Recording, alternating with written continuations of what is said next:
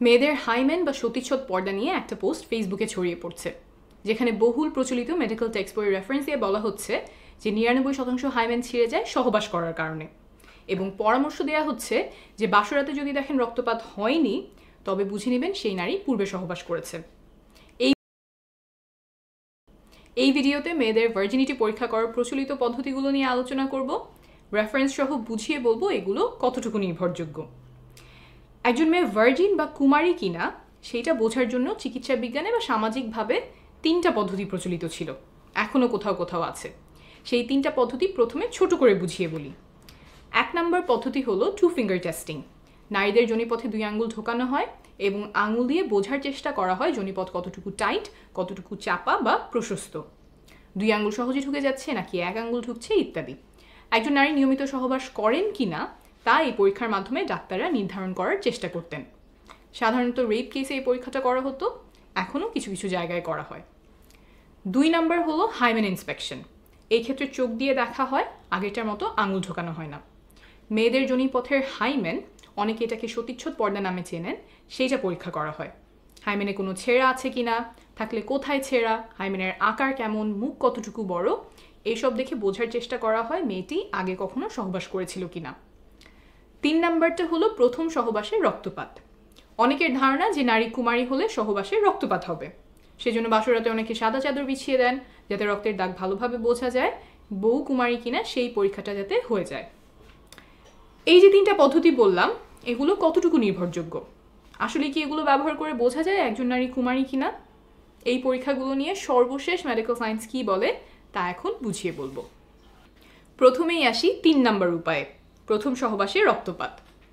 100 জন নারীর উপরে করা একটা গবেষণায় দেখা গেছে যে 44 জনেরই প্রথম সহবাসে রক্তপাত হয়নি। সংখ্যাটা কিন্তু কম না, প্রায় অর্ধেকের কাছাকাছি নারীর প্রথম সহবাসে রক্তপাত হয়নি। এমনকি কোনো ব্যথাও হয়নি 32 জনের। এমন আরও গবেষণা আছে যাতে দেখা গেছে প্রথম সহবাসে সবার রক্তপাত হয় না। রক্তপাত হওয়া এবং না হওয়া দুইটাই স্বাভাবিক। কারো কারো ক্ষেত্রে যোনিপথ পিচ্ছিল না হওয়ার কারণে বা জোর করে পুরুষাঙ্গ ঢোকানোর কারণে যোনিপথের দেয়াল ছিঁড়ে যায়, ফলে রক্তপাত হয়। এরপর আসি 2 নম্বর উপায়, হাইমেন ইন্সপেকশন বা সতীচ্ছদ পর্দা দেখে বোঝা যায় কিনা নারী কুমারী। এটার ব্যাপারে হয়তো অনেকেই শুনেছেন, সহবাস করলে মেয়েদের যোনিপথের পর্দা ফেটে যায়, আর তাহলে তো ওটা দেখলেই বোঝা যাওয়ার কথা যে সে সহবাস করেছে কিনা। অনেকেই মনে করেন হাইমেন এমন, এইভাবে যোনিপথের মুখ আটকে রাখে, সহবাস করলে পর্দাটা এমনভাবে ফেটে যায়, তাহলে ভালো করে দেখলেই বোঝা যাওয়ার কথা যে নারী কুমারী কিনা। আমেরিকায় 36 জন গর্ভবতী টিনেজারদের ওপরে একটা গবেষণা করা হয়। তাদের হাইমেন এবং গোপনাঙ্গ দেখে ডাক্তার নির্ণয় করার চেষ্টা করেন যে তারা পূর্বে সহবাস করেছে কিনা। 36 জনের মধ্যে মাত্র 2 জনের ক্ষেত্রে ডাক্তার বুঝতে পেরেছিলেন যে তারা আগে সহবাস করেছে, অথচ 36 জনই গর্ভবতী, অর্থাৎ বাকিরা সহবাস করেছিলেন কিন্তু তাদের হাইমেন দেখে বোঝা যায়নি। অনেকেই মনে করতে পারেন হাইমেন দেখে বোঝা না যাওয়ার কারণ কি? যদি এমন ছেঁড়া হয় তাহলে তো দেখেই বোঝা যাওয়ার কথা, কিন্তু আসলে হাইমেন এমন শক্ত কোনো পর্দা না।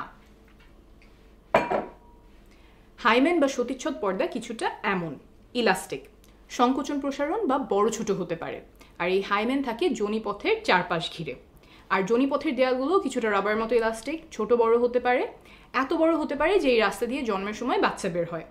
তো এই যোনিপথ ঘিরে যে পর্দার মতো থাকে হাইমেন, সেইটাও বড় ছোট হয়। এই পর্দাটা অনেক রকম হতে পারে, এক একজনের এক এক দিকে খাঁজ থাকে, ভাঁজ থাকে, আর মেয়েদের জন্মের আগেই তার হাইমেনে ফুটো থাকে। বড় হলে সেই ফুটো দিয়ে মাসিকের সময় রক্ত বের হয়। এই ফুটোও অনেক ধরনের হতে পারে, বড় ছোট হতে পারে। ফুটোটা কত বড় হবে সেটা বয়স, ওজন, উচ্চতা সহ আরও অনেক কিছুর উপরেই নির্ভর করে। আবার সহবাস ছাড়াও অনেক কারণে হাইমেনে টান পড়তে পারে বা এক অংশ চিড়ে যেতে পারে, যেমন খেলাধুলা, আঘাত পাওয়া, তারপর মাসিকের সময় ট্যাম্পন ব্যবহার করা ইত্যাদি। এই সব কারণে হাইমেন দেখেই নিশ্চিতভাবে বলা সম্ভব না একজন নারী পূর্বে সহবাস করেছিলেন কিনা। এখানে বলে রাখা ভালো যে কারো কারো জন্মের সময় হাইমেনে ফুটো নাও থাকতে পারে। মেডিকেলের ভাষায় এটাকে আমরা বলি ইমপারফেক্ট হাইমেন, সেটা 1000-এ 1 বা তার চেয়েও কম হয়, তখন ছোট একটা সার্জারি করে হাইমেনে ফুটো করা হয়। এখন বলছি 1 নম্বর উপায় নিয়ে, 2 ফিঙ্গার টেস্ট। এই পরীক্ষাটা কোনো বৈজ্ঞানিক ভিত্তি ছাড়াই চিকিৎসা বিজ্ঞানে ঠাঁই পায়। উপমহাদেশের অনেকগুলো মেডিকেল টেক্সট বই এই পরীক্ষার কথা লেখা আছে, সেই সব পড়ে ডাক্তাররাও অনেকদিন এই পরীক্ষা করতেন। এই মন গড়া অবৈজ্ঞানিক পরীক্ষা বন্ধ করতে বিভিন্ন দেশে এটাকে ব্যান করা হয়। ভারতে এটা ব্যান করা হয়েছে 2013 সালে, বাংলাদেশে 2018 সালে এবং পাকিস্তানে 2021 সালে। তাহলে বোঝা গেল যে এই 3 উপায়, টু ফিঙ্গার টেস্ট, সতীচ্ছদ পর্দা বা রক্তপাত, কোনোটা দিয়েই কুমারিত্ব বোঝা যায় না। তাহলে আসলে কি কোনো নির্ভরযোগ্য বৈজ্ঞানিক উপায় আছে যার মাধ্যমে বোঝা যায় নারী আগে সহবাস করেছে কিনা? না, নাই।